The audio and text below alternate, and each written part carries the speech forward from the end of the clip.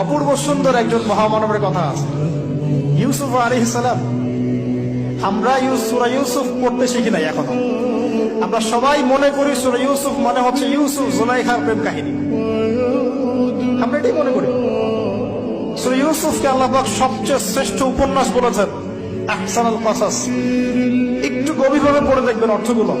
এটা ইউসুফ জুলাইখার প্রেম কাহিনী নয়, এটা ইউসুফ আলাইহিস সালামের সাথে তার বাবার মহব্বতের কাহিনী।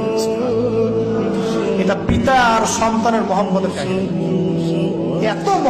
এত মহব্বত যে সন্তান 20 বছর আগে হারিয়ে গেছে, যে সন্তান কূপ থেকে রাজপ্রাসাদে, রাজপ্রাসাদ থেকে জেলখানায়, জেলখানা থেকে আবার মিশরের গভর্নমেন্ট মানে পলিটিক্যাল পাওয়ার এসেছেন। বাবা কিন্তু এটা জানেন না, কিন্তু সন্তান যখন একটা জামা পাঠিয়ে দিচ্ছে, জামা, এই কমিজটা নিয়ে যাও, আমার বাবার চোখে দিও, বাবা দৃষ্টি ফিরে পাবে। ওই কমিজ নিয়ে যখন কিছু মানুষ আসছে তার বাসার সামনে, তিনি বলছেন, ইন্নী লাআজিদু রিহা ইউসুফ, আমি আল্লাহর কসম ইউসুফের গন্ধ পাচ্ছি। এটা মারা বুঝতে পারবেন, সন্তানের গন্ধ পাওয়া যায়। বাবারা বুঝবো, সন্তান মায়েদের, আমাদের ছেলে মেয়েদের গন্ধ আমরা বুঝি, এটা আমার ছেলের গন্ধ, এটা মেয়ের গন্ধ। ইউসুফ আলাইহিস সালামের কামিজ আসছে 1200 মাইল দূর থেকে, আরো বেশি বা কম হবে, আর এখানে তার বাবা গন্ধ পাচ্ছেন। মোহাম্মত, এই কথাটা, এই আয়াতটা আসলেই চোখ দিয়ে পানি বের হয়ে যাবে।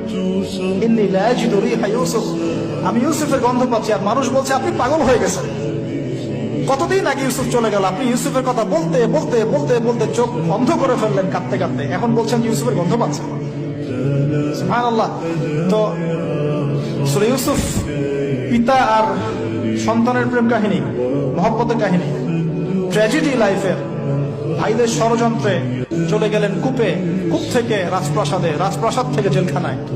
জেনার আহ্বান করছে তাকে, তিনি বলছেন, মাআযাল্লাহ, আমি আল্লাহর কাছে আশ্রয় প্রার্থনা করছি। এখানে আমরা সূরা ইউসুফ পড়তে গিয়ে ইউসুফ আলাইহিস সালামের বাহ্যিক সৌন্দর্য নিয়ে কথা বলি, তার চরিত্র, তার বাহ্যিক সৌন্দর্য অনেক বেশি সুন্দর। সূরা ইউসুফ আলাইহিস সালামের এই যে জেনা থেকে মুক্ত থাকার শিক্ষা, এটা যদি আমাদের যুব সমাজ নিতে পারে, ইনশাআল্লাহ অর্ধেক কাজ হয়ে যাবে ইনশাআল্লাহ। কত পার্সেন্ট যুবক আছে বলেন দেখি, একটু অনেস্টলি বলেন, সূরা ইউসুফ আলাইহিস সালামের মতো এরকম তাকওয়া, পরহেজগারিতা, জেনা মুক্ত জীবন যেমন করতে পারে। আমরা তো আরো ইচ্ছা করে প্রেম করি, অ্যাফেয়ার করি, রেপ করি, এই করি সেই করি। আর তাকে অফার করা হচ্ছে সম্ভ্রান্ত পরিবারের একজন রাজার স্ত্রী। ক্বালাত হাইতা লাক ক্বালা মাআযাল্লাহ। তাহলে এই মহামানব জীবন থেকে শিক্ষা আছে।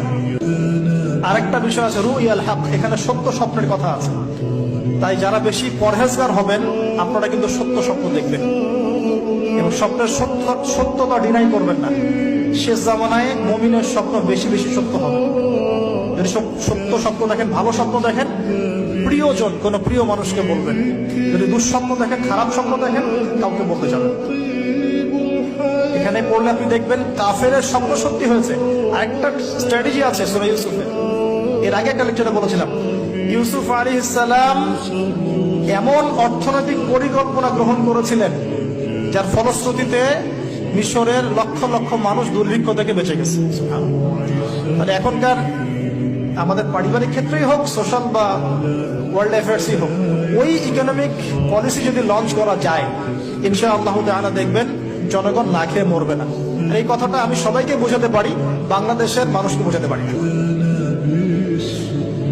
কারণ ইউসুফ আলাইহিস সালাম এখানে 7 বছর মেয়াদী একটা পরিকল্পনা নিয়েছেন। অপচয় করো না, যতটুকুতে কাজ হয়ে যায় এতটুকু ব্যবহার করো, বাকিটা সেভ করো।